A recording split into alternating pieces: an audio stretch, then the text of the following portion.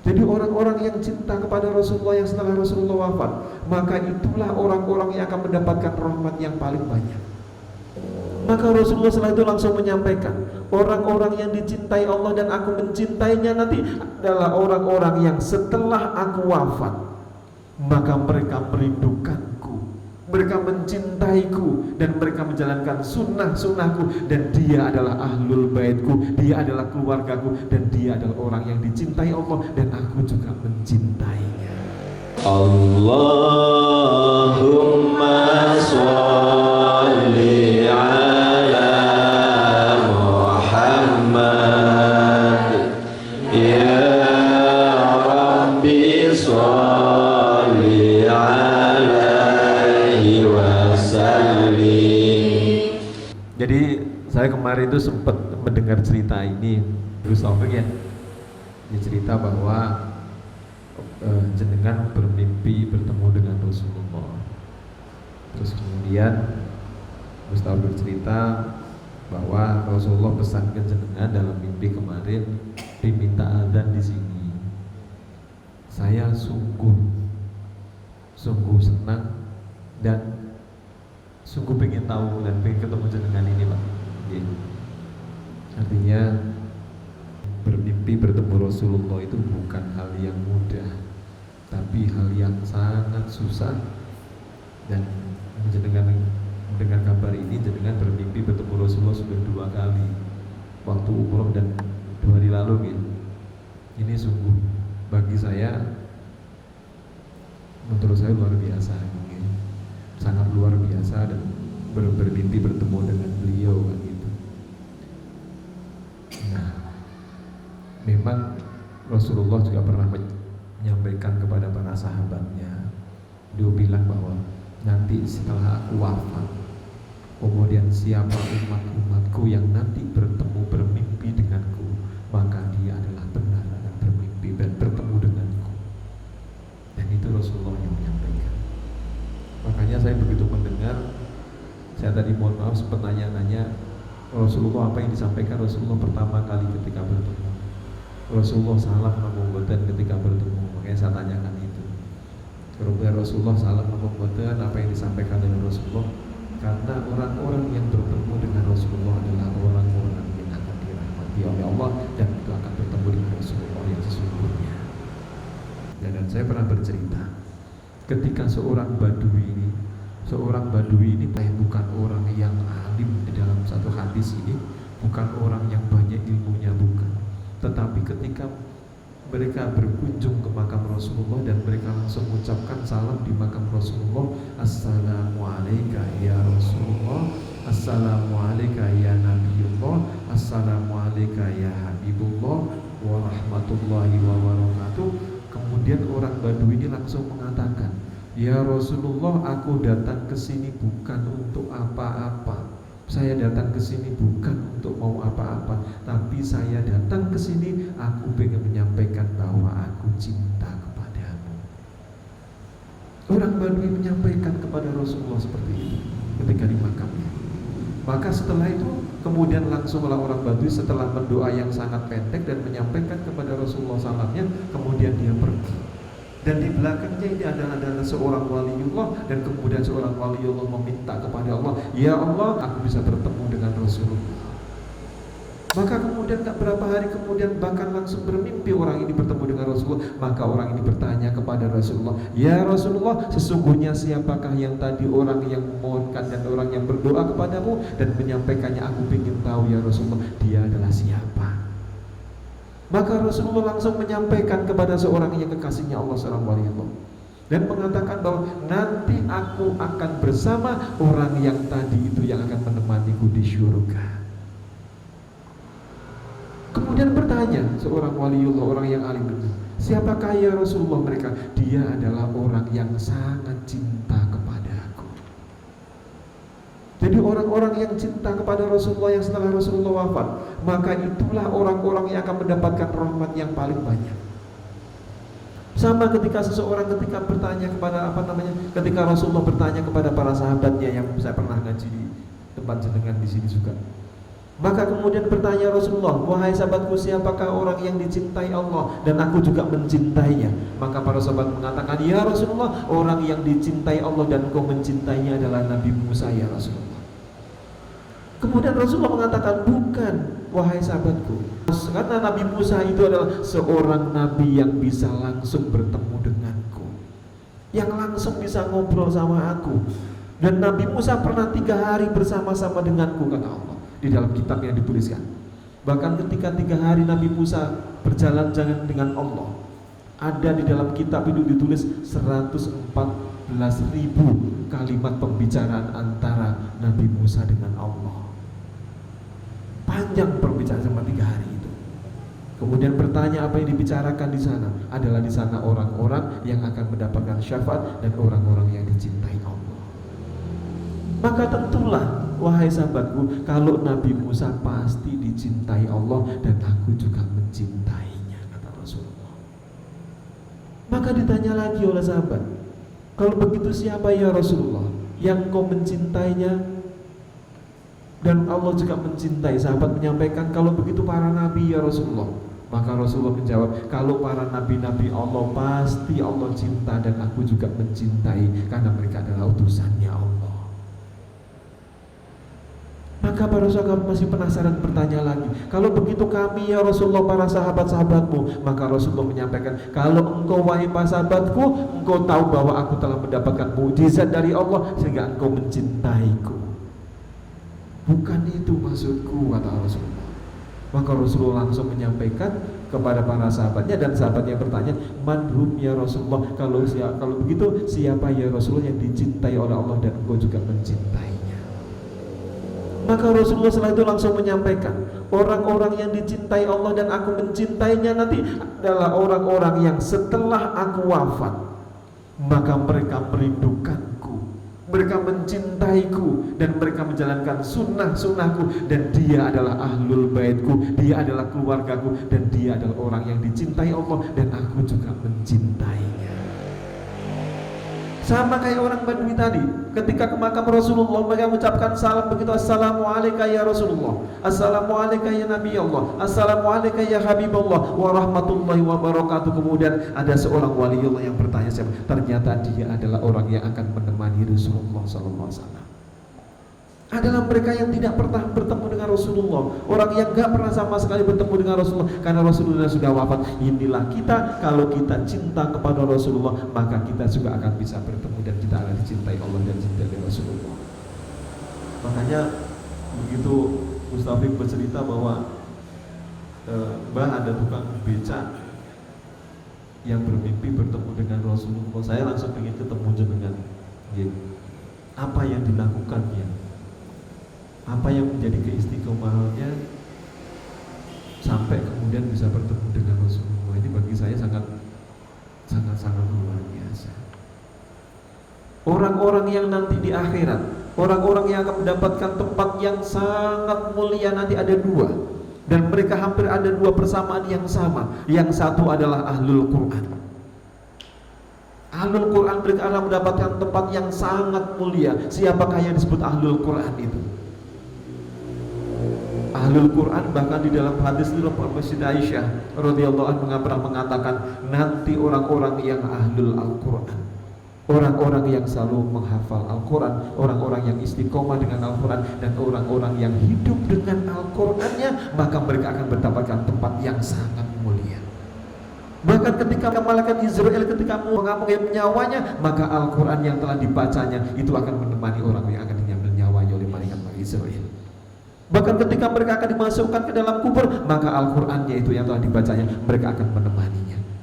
Maka ketika mereka dibangkitkan dalam kubur, maka Al-Quran itu akan menemaninya. Begitu juga ketika di hari kiamat, maka mereka Al-Quran yang telah dihafalkan, mereka akan menemaninya. Begitu juga sampai nanti di alam mahsyar, maka Al-Quran itu menemaninya. Dan sampai nanti paling tinggi, Ibu Aisyah radhiyallahu sampai mengatakan, nanti jumlahnya tingkatan surga itu adalah sesuai dengan ayat-ayat Al-Quran.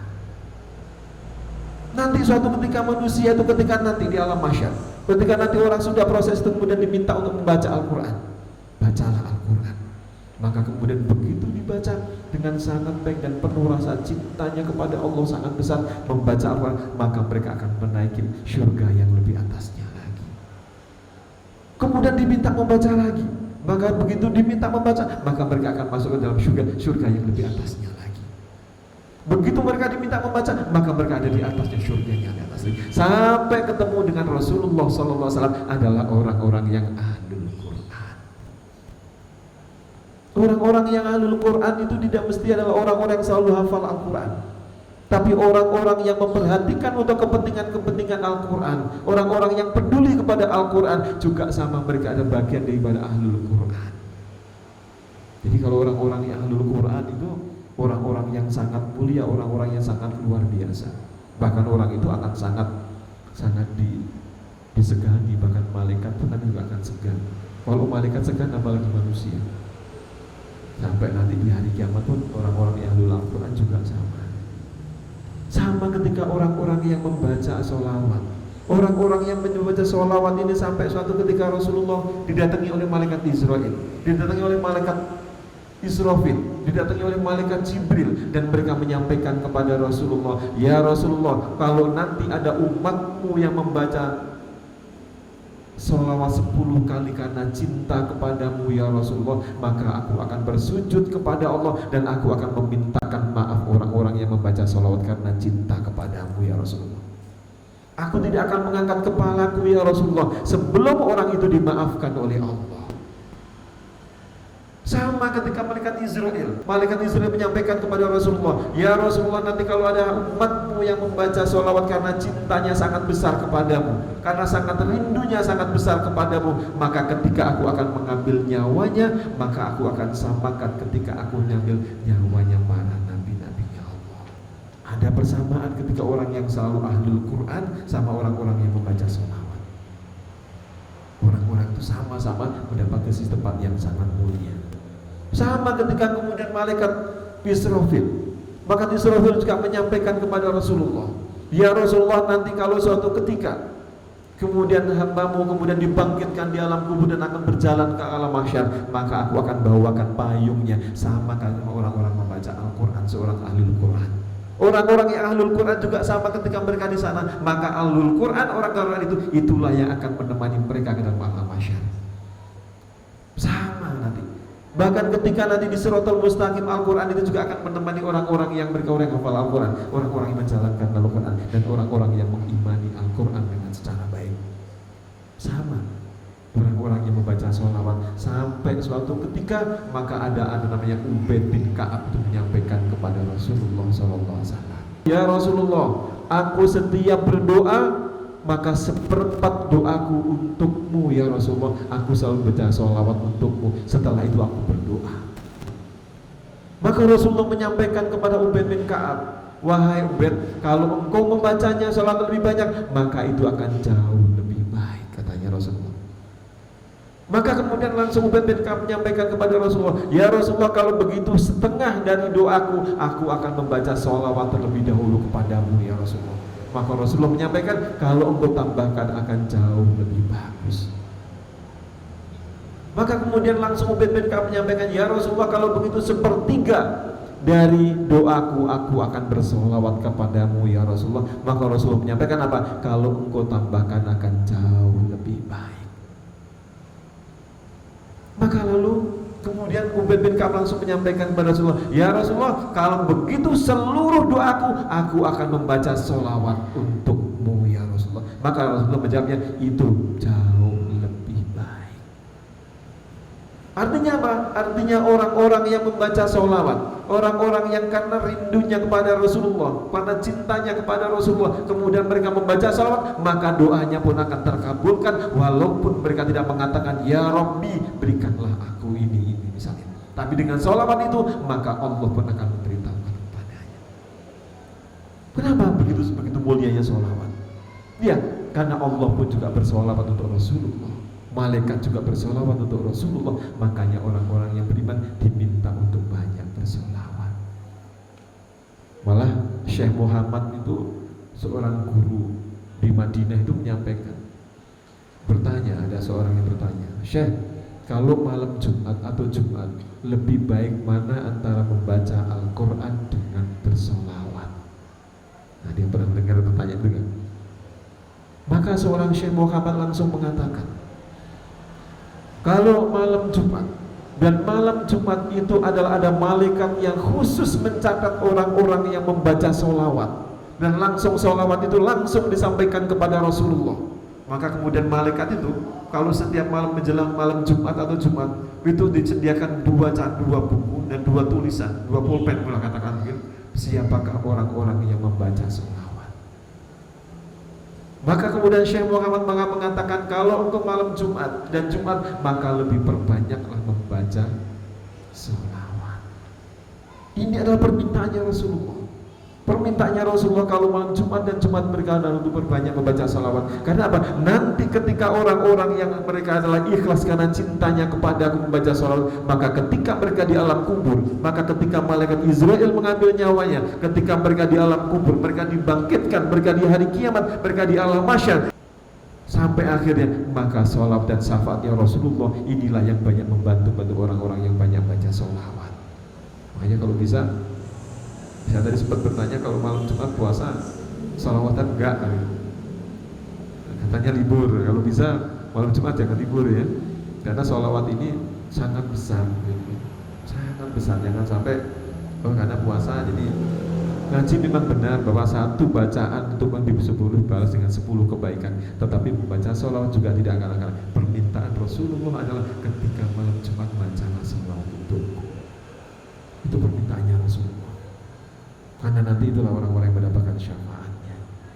Jadi semakin banyak baca salawat, mereka nanti akan semakin dekat kepada kata Rasulullah. Sampai akhirnya dalam surat Al-Ahzab turunnya ayat yang berbunyi, Innallaha wa malaikatahu yusholluna 'alan nabi ya ayyuhalladzina amanu shollu 'alaihi wa sallimu taslima. Itu permintaan Rasulullah. Dan Allah juga menyuruh, aku pun juga bersolawat kepada Muhammad. Malaikatku juga bersolawat kepada Muhammad. Wahai orang-orang yang beriman, bersolawatlah engkau dengan penuh penghormatan kepada kekasihku Rasulullah SAW. Gitu. Perlu senang malam Jumat. Kenapa? Karena itu yang diminta oleh Rasulullah SAW. Ketika malam Jumat, maka bacalah sholawat yang sebanyak-banyaknya untukku. Orang-orang yang membaca sholawat, kemudian begitu disampaikan kepada Rasulullah oleh malaikat, wahai Rasulullah, ini adalah sholawatnya Gus Fadli misalnya. Gus Fadli bin siapa ya Rasulullah? Ini adalah sholawatnya. Maka disitulah Rasulullah mengenal orang itu yang namanya Gus Fadli. Itulah yang mengenalnya. Makanya kalau bisa hari ini malam Jumat adalah dan laut dan sebagainya harinya, nanti perbanyak untuk membaca sholawat kepada Rasulullah SAW. Dua-duanya hampir sama.